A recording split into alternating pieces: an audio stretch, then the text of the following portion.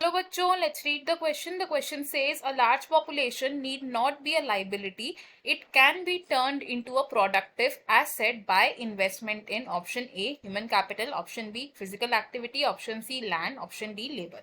Question में हमें बोला गया है कि अगर एक लार्ज पॉपुलेशन है तो जरूरी नहीं है कि वो एक लाइबिलिटी ही हो, उसे हम एक प्रोडक्टिव एसेट में भी कन्वर्ट कर सकते हैं बाय इन्वेस्टमेंट इन। तो अगर हम बात करें कि एक एसेट क्या होता है, एसेट का मतलब होता है, एसेट यानी कि ऐसी एंटिटी जिसे हम यूज कर सके for future economic benefit, for future economic benefits के लिए हम एसेट्स को यूज कर सकते हैं। अगर एक large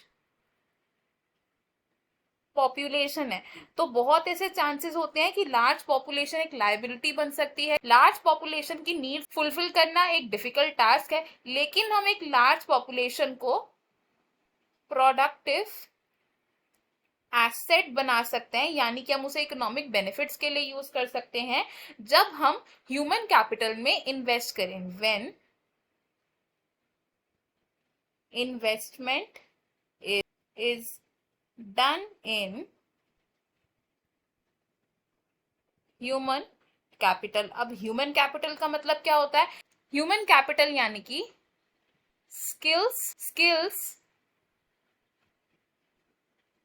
knowledge and potential in an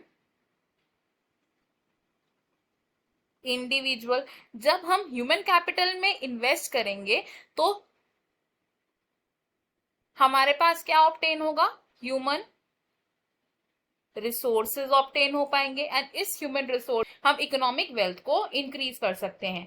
and human capital में इन्वेस्टमेंट करने के लिए हमें किस किस चीज पर ध्यान देना पड़ेगा? अबाउट द एजुकेशन, ताकि हर इंडिविजुअल को अप्रोप्रिएट एंड प्रॉपर एजुकेशन मिले। नेक्स्ट कैन बी ट्रेनिंग, हमें इंडिविजुअल्स को ट्रेनिंग देनी पड़ेगी जिससे उनकी स्किल्स और एनहांस हो। And last is the medical care. अगर हम अच्छी मेडिकल केयर देंगे तो पॉपुलेशन हेल्दी होगी, जिससे कि हमें और ज्यादा प्रॉफिट जनरेट हो पाएगा। तो हमने यहाँ से क्या कंक्लूड किया कि अगर हम ह्यूमन कैपिटल में इन्वेस्ट करेंगे तो लार्ज पॉपुलेशन लाइबिलिटी नहीं, एक प्रोडक्टिव एसेट बन सकता है। Option B, option C and option D यहाँ पर रॉन्ग हो जाएंगे। इस क्वेश्चन में हमारा most appropriate and correct answer option A है। So we will write option A is correct. I hope you have understood it well. Best of luck. Thank you.